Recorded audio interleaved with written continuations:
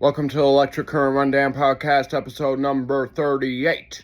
And I'm your host, Phil Defiance, and I'll always say I'm here to encourage the spread of intriguing knowledge that can spark fires in the minds of those seeking inspiration and truly improving the world. And what I'm going to be talking about in this episode includes how to build up your credit score and get a better interest rate on your credit card. From my own personal experiences, I just want to talk about a how-to subject, and that's what came to my mind. Also, I'm going to talk about a topic from my girlfriend. Haunted Mansion movie, like the Haunted Mansion movie from Disney, the original versus the remake, and even modern movies versus the past. So, my girlfriend gave me a couple ideas on some topics, so every week or second week, I'm going to have topics like this, because why not? Add something in from my girlfriend's mind because I love her. But either way, okay, so now, on this how-to right here, it's based on my own personal experiences. Yeah, how to build up your credit score and get a better interest rate on your credit card. And this dates back to about 10 years ago when I first got a credit card, maybe 12 or 14 years ago, something like that. And what happened was that, like, when I first started using it, I had, like, a credit limit of, like, $500. And, yeah, obviously, if you're an American, that's more like $350 in USD.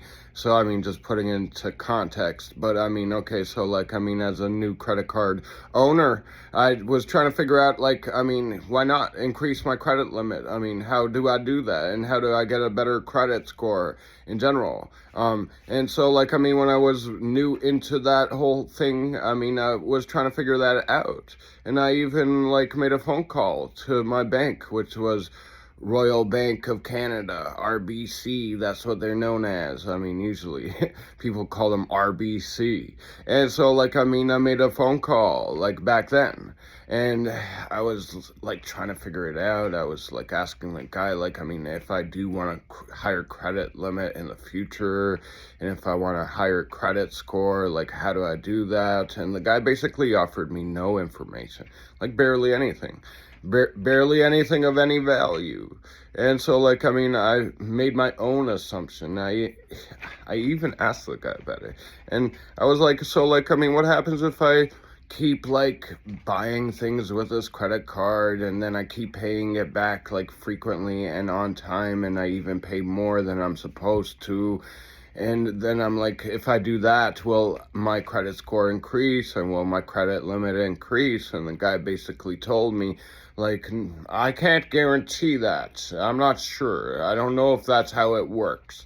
So, it's hilarious, because actually what I ended up doing was just that, and I paid back my, debts on the credit card, on time, and I paid more than I was supposed to. And, okay, so I'm just gonna continue on that topic in a moment, right after this quick break. So, on this break, I'm gonna say, plain bold clothing, live life to the fullest. What happened the last time you went to a party?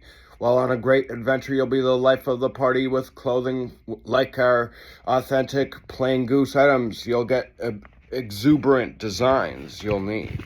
So go to planebold.com. That's plain, like airplane, planebold.com for nice clothing like that. But either way, what ended up happening was that I was doing that, right? Just like that. Actually what I was doing was sure, I'd spend on a $500 credit limit, I would spend maybe $300-$400, go close to the credit limit by the end of the month, and then boom, what did I do? I paid it all back, went right back down to $0. Zero is what I owed after I did that payment. And guess what? Over the course of maybe 7 years, they ended up boosting my credit score significantly. They went from 500 to 1,000 to 1,500 to 2,000 to 2,500 to 4,000 to 5,000 to 7,000 to 10,000 to 12,000 to $15,000 credit limit. It's because I kept on doing that. And the bank guy literally told me, oh, that's not how it works. I don't think so. ass. I'm not trying to swear here. So, but like, I mean, you see what I'm saying? I mean, so like, I mean, it's actually hilarious too. I mean, just think about it. Like when you're like younger and you're in the school system, and like, I mean, what do they teach you? They should be teaching you this kind of thing. They don't. There's a reason for that. They don't want you to succeed because you could use credit as a tool to like make your life easier. Especially if you're smart about it and you actually pay it back. I mean, yeah, paying it back increases your credit score, which also is a really good thing, and just like that.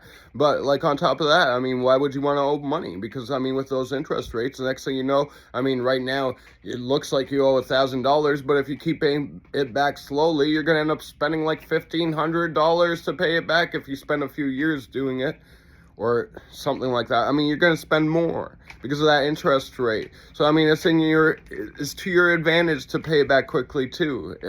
I mean, yeah, it comes in handy when you don't got the money to go ahead and use a credit card, but you should be paying it back because then you won't be spending so much on those interest rates too. So that's the other aspect of that. And you know, like, I mean, the bank doesn't want you to know that kind of information. I mean, literally what I was just referencing from like about 12 years ago or so, or maybe 14, something like that. Like the guy literally told me that he doesn't think that that's the way it works. Well, guess what? He was wrong. And I think he was lying to me. And I'm sure that it's not just that one guy. I'm sure it wasn't just an isolated incident. I'm sure that most people, when they make such phone calls to their bank and ask for information like that, most the bank people that they talk to are literally going to lie to them. And why is that? Probably because their higher ups, their management told them not to educate people on how it works, because it's not in the bank's interests. They're not trying to help you. They just want to make money off you any way that they can, whether you owe them $10,000 or just $500.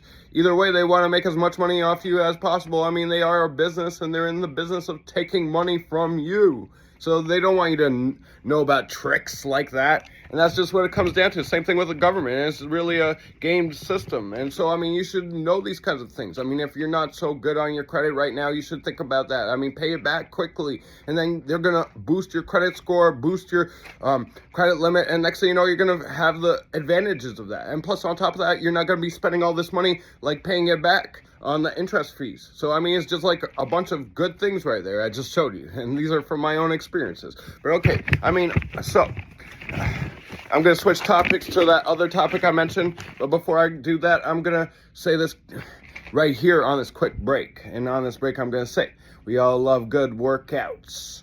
Look good wearing a quality gym shirt from planebold.com. Your workouts will be less effort since you'll feel great, leading to less time spent, and you'll see less risks. You'll be that guy everyone wants to befriend, like a cat that turned into a tiger at the gym because you felt good. And you'll feel good wearing clothing like that from planebold.com. That's plane, like airplane, planebold.com. Yes, but okay, so I mean, switching topics, I'm going to go to this topic from my girlfriend on the Haunted Mansion movie from Disney, the original versus the remake, and even modern movies versus the past. I mean, I'm going to talk about it, some of that right here at the end of this episode, and I'm going to finish off on that on the next episode. But either way, I mean, okay, so I mean, it's all about this movie, The Haunted Mansion. From Disney. Well, I mean, they made it an original like about 20 years ago, like around the year 2000. So like 25 years ago, maybe 22 years ago, 2003. It was something like that. Maybe 1999, something like that, around 25 years ago. And, I mean, the original had Eddie Murphy in it. I mean, that guy's generally a legend either way. I mean, he's been in so many good movies. And, you know, that original movie was actually really good. I mean, really, really good. I mean, thinking about it too, I mean, we're in February right now, and like, I mean, just thinking about that, I mean, there's also October, that's Halloween, but they make a lot of horror type movies around February as well. I mean, okay, this isn't like one of those like crazy horror movies, like the movie Saw, or like the Chainsaw Massacre one. It's not like blood everywhere and it's just pure fear. Yeah, it's got some comedy and some fun in it too, entertainment value and all that stuff. Well, I mean, that's what it is. But either way, I mean, it's still kind of like a horror type thing, but with like a entertaining, funny type twist to it. And so, like, I mean, that original that was made about like 25 years ago or 20 years ago, that movie was actually really, really good.